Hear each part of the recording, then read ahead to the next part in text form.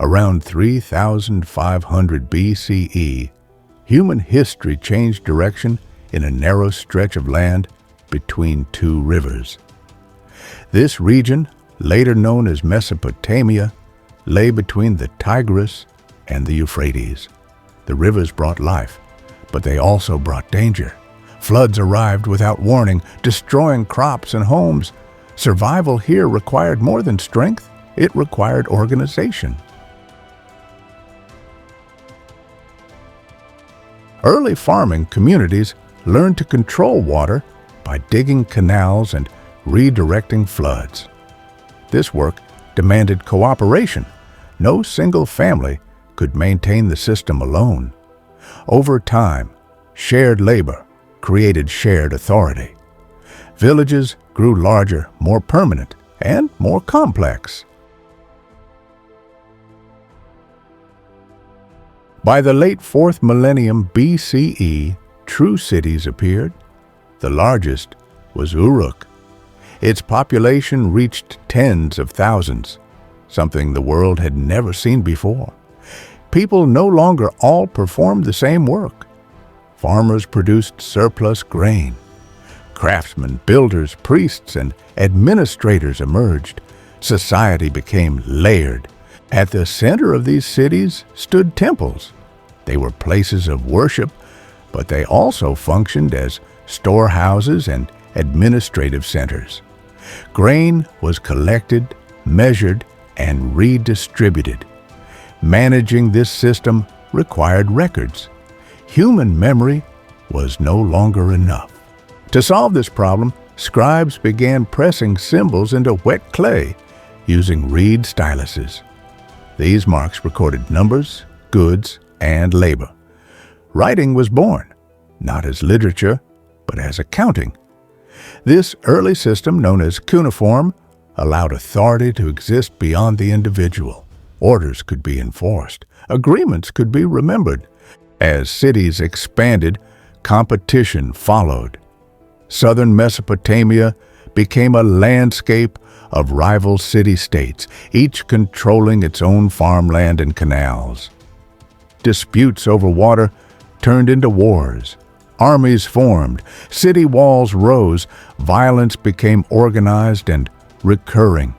Power gradually shifted away from temple institutions toward kings. These rulers claimed divine support, but their authority rested on military force, public works, and administration. Inscriptions recorded victories and construction projects. History itself was now being written. Around 2334 BCE, a new figure emerged from the north. His name was Sargon of Akkad.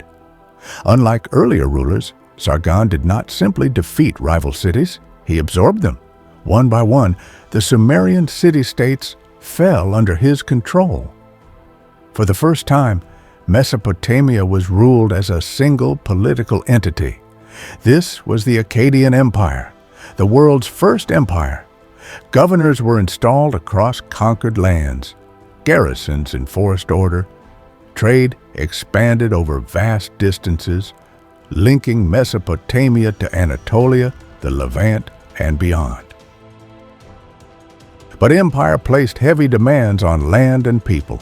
Drought weakened agriculture. Rebellions spread. After a few generations, Akkadian control collapsed under internal strain and external attack. Central authority disappeared, yet the idea of order did not. In the cities that followed, rulers focused on stability through law. Around 2100 BCE, the king of Ur issued the earliest surviving written law code. Crimes and punishments were defined in advance. Justice became standardized rather than personal. 2 centuries later, this idea reached its most famous form under Hammurabi, ruler of Babylon. Hammurabi ordered nearly 300 laws carved into stone. These laws governed trade, labor, marriage, injury, and theft. They were displayed publicly, meant to be seen and enforced.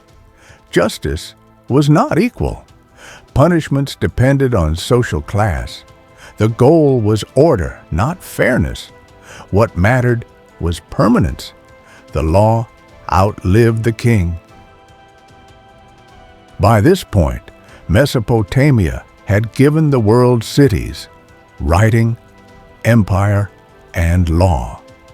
It showed humanity how to organize power, manage resources, and preserve authority through records. Civilization did not appear suddenly or accidentally.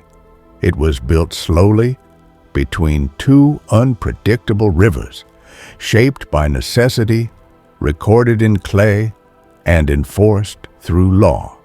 This is where history, as we know it, truly began.